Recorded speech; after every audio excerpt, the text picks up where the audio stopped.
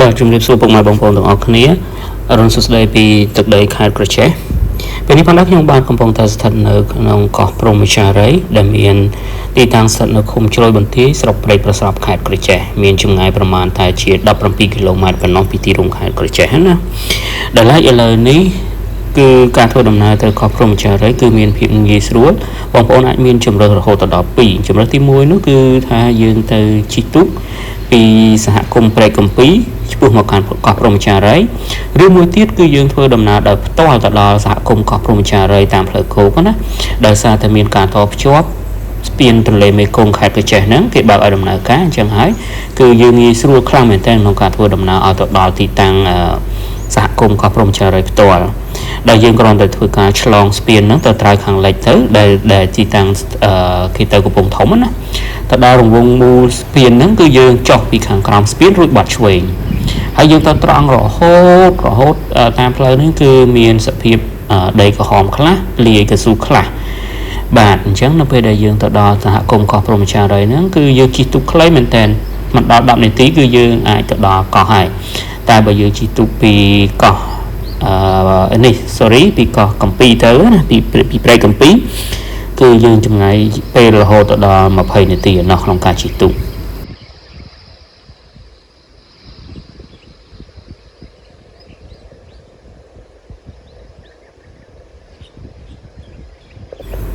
បាទសម្រាប់កោះព្រហ្មចារីយ៍នេះផងដែរគឺមានភាពស្រស់ស្អាតខ្លាំងមែនទែនឆ្នេរខ្សាច់ធំល្វឹងល្វើយពណ៌សក្បោះណាជាឆ្នេរខ្សាច់ទន្លេមេគង្គហើយនៅខែប្រាំងជាទៀតគឺរឹតតែស្រស់ស្អាតពីព្រោះថានៅទីនេះនៅខែវស្សាគឺនឹងលិចអស់ហើយយើងអាចមកលេងកើតណាមកលេងក៏អត់មានអីមើលដែរហើយទឹកក៏ហូរខ្លាំងណាប៉ុន្តែសម្រាប់ខែប្រាំងវិញគឺស្រស់ស្អាតខ្លាំងមែនទែនគឺទឹកស្រកយើងអាចមានឆ្នេរខ្សាច់ធំច្រើនកន្លែងព្រោះនៅទីនេះមិនមែនមានតែកោះមួយទេជាប្រជុំកោះតែម្ដងហើយក៏មានដើមឈើធំដុះនៅកណ្ដាលទឹកហ្នឹងហើយសម្រាប់ថ្ងៃនេះផងដែរខ្ញុំបានចំណាយពេលវេលា2ថ្ងៃ1យប់ក្នុងការសម្រាកលំហែនៅលើកោះព្រហ្មចារីយ៍ជាមួយនឹងមិត្តភ័ក្តិណាបាទគឺថាបរិយាកាសល្អមែនតើសម្រាប់ទីតាំងកោះមួយនេះផងដែរជាទូទៅគេច្រើនតែបោះនៅលើកោះព្រហ្មចារីយ៍ផ្ទាល់ដែលនៅលើកោះហ្នឹងគឺមានវាលខ្សាច់ធំល្វឹងល្វើយហើយមានបន្ទប់ទឹកទៀតតែអត់មានដើមឈើធំដូចទិដ្ឋភាពនេះទេទិដ្ឋភាពនេះគឺស្ថិតនៅលើកោះរស័ព្ទនិយាយទៅកោះរស័ព្ទនៅនឹងកោះព្រហ្មចារីយ៍គឺនៅជាប់គ្នាតែម្ដងឆ្លងតែទន្លេបន្តិចដល់ហើយបើដើរទៅចុងកោះមួយចំហៀងហ្នឹងគឺមើលឃើញគ្នាហើយក៏ប៉ុន្តែដោយសារតែពួកខ្ញុំមានពេលរហូតដល់2ថ្ងៃអញ្ចឹងហើយពួកខ្ញុំ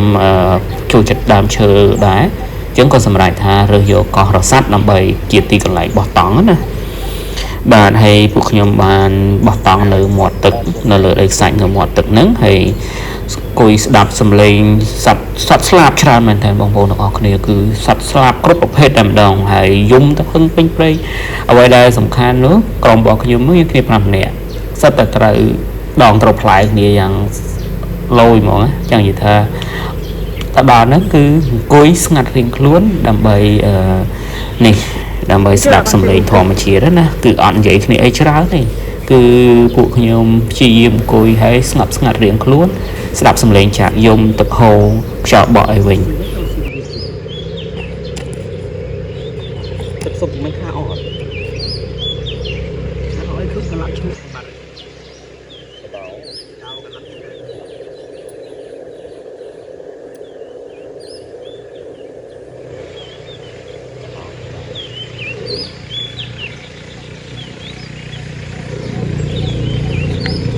បងវិទ្យ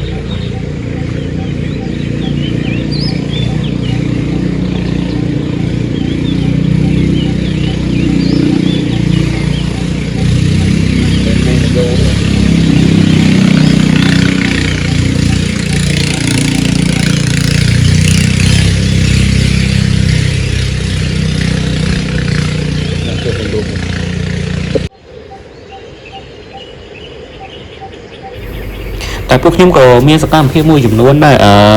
មួយទៀតដែលសារតែសហគមន៍កោះព្រហ្មចារីយ៍នេះគាត់ទៅតែបើកថ្មីហើយនៅមានការខ្វះខាតច្រើនថ្ងៃដែលពួកខ្ញុំទៅដល់នោះគឺ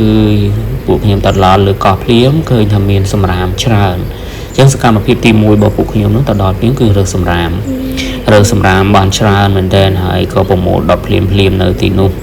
សម្អាតណាហើយក្រោយមកក៏យើងរៀបចំបោះតង់បោះអីឆុងកាហ្វេអង្គុយលេងហើយនឹងចំណាយពេលវេលាពេញមួយថ្ងៃតែម្ដងនៅលើនោះថ្ងៃទី1ដែលពួកខ្ញុំទៅដល់ហ្នឹងគឺដូចជាម៉ោង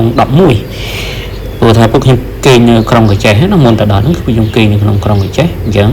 ពេលព្រឹកឡើងពួកខ្ញុំជិះម៉ូតូទៅដល់សហគមន៍កោះព្រំចារីនៅខាងជ្រោយបន្ទាយហ្នឹងហើយក៏ជិះទូកទៅដល់លើកោះហ្នឹងគឺម៉ោង11ហើយបើនិយាយអំពីសេវាកម្មម្ហូបអាហារនៅទីនោះគឺងាយស្រួលបងប្អូនដោយសារអីនៅជាប់នឹងសហគមន៍ហ្នឹងក៏មានខាងបងប្អូនប្រជាជនជាអ្នកភូមិយើងគាត់លក់ដូរជាម្ហូបអាហារណាអញ្ចឹងមុននឹងយើងឡើងទៅលើកោះហ្នឹងយើងអាចសុំលេខទូរស័ព្ទតាក់ទងគាត់ឬក៏យើងកំងម្ហូបគាត់មុនអញ្ចឹងនៅពេលដែលគាត់ធ្វើហើយគឺគាត់ដឹកយកទៅឲ្យយើងតែម្ដងគឺគាត់គ្រាន់តែឆាចគិតលុយបន្ថែមទៅលើថ្លៃដឹកជញ្ជូនហ្នឹងណាទុកមួយជើង 10000 ទៅមកហ្នឹងណាបាទអញ្ចឹងយើងកំងម្ហូបគាត់ទៅយើងប្រាប់គាត់ទៅថាឲ្យគាត់យកទៅម៉ោងប្រហែលអញ្ចឹងគាត់ដឹកយកទៅឲ្យហើយគាត់បូកថ្លៃសេវាដឹកជញ្ជូនបន្ថែមហ្នឹងគឺ 10000 រៀលក្នុងមួយជើងទាំងទៅទាំងមកសម្រាប់ម្ហូបអាហារនៅទីនោះអត់ថ្លៃទេបងប្អូនអត់ថ្លៃទេគឺទទួលយកបានហើយជាប្រភេទអាហារក្នុងតំបន់ណាអញ្ចឹងយើងមានជាពិសេសត្រីទន្លេតែម្ដងត្រីផ្លែត្រីក្អែកត្រីខ្ចាយអញ្ចឹងណាគាត់មានច្រើនមុខមែនតើអញ្ចឹងយើងត្រូវការអីយើងគ្រាន់តែប្រាប់គាត់ទៅហើយភេសជ្ជៈអីក៏ចឹងដែរដូចគ្នាគឺយើងចង់បានអីយើងប្រាប់គាត់ទៅហើយគាត់នឹងរៀបចំដឹកជញ្ជូនឲ្យយើងទៅតាមហ្នឹងហើយងាយស្រួលនៅទីនោះទឹកយើងអាចងូតទឹកទន្លេនឹងបានហើយទឹកបកខែប្រាំងគឺទឹកថ្លាល្អប៉ុន្តែដល់ពួកខ្ញុំទៅនេះវារៀងល្អបន្តិចដោយសារអីមុនដល់ពួកខ្ញុំទៅ2ថ្ងៃហ្នឹងគឺថាមានភ្លៀងខ្លាំងអញ្ចឹងទៅធ្វើឲ្យទឹកហ្នឹងវាល្អណាតែធម្មតាបើសិនជាខែប្រាំងអត់មានទឹកភ្លៀងទេគឺទឹកទន្លេនេះគឺថ្លាមែនតើហ្មងហើយពួកខ្ញុំលេងនៅទីនឹងងូតទឹកងូតអីហើយបើសិនជាយើងចង់ជិះកាយៈក៏យើងអាចឲ្យសហគមន៍គាត់រៀបចំកាយៈជូនយើងបានដែរយើងជួលគាត់ទៅហើយបញ្ជាក់បន្តិចទាក់ទងទៅនឹងការបោះតង់បើសិនជាបងប្អូនមិនមានជាសម្ភារៈជាពិសេសតង់ខ្លួនឯងទេអាចជួលពីសហគមន៍បានព្រោះសហគមន៍ក៏គាត់មានតង់ជួលដែរអញ្ចឹងណា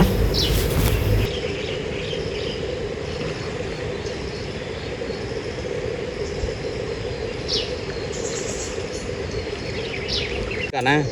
អញលុយស៊ីមីអញវិញណាតែលុយស៊ីអស់ហើយអាណាស៊ីនំនោះអស់មកចប់បើតោដល់ហត់ដល់ស៊ីដល់ស៊ីអស់ខ្លាំងសំខាន់ចំណានស៊ីអស់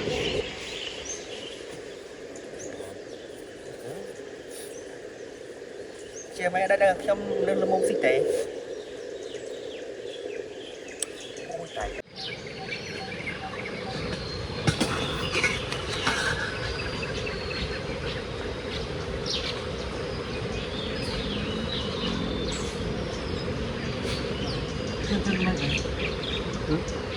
Sao lại YouTube nhân ta?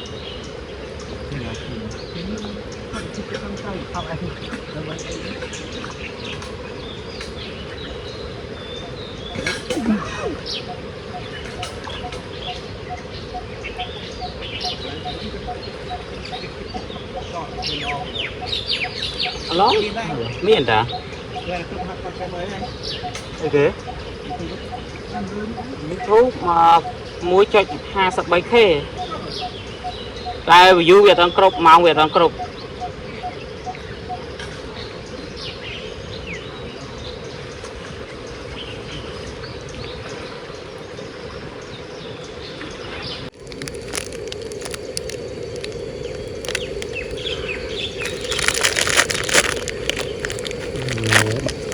ដាក់តែក្នុងទឹកទៀតអញសំដាយសតអត់បានសម្ដែងទេតែយើងដាក់ចេញ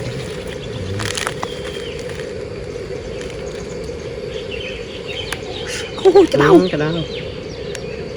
មានអ្នកខ្លះចូលស៊ីនពីទាំងដោះអា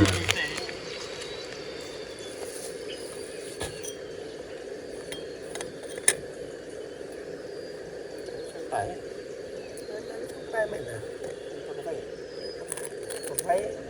em thăm nó giỏi sang luôn mà không anh sẽ nó thăm được nhiều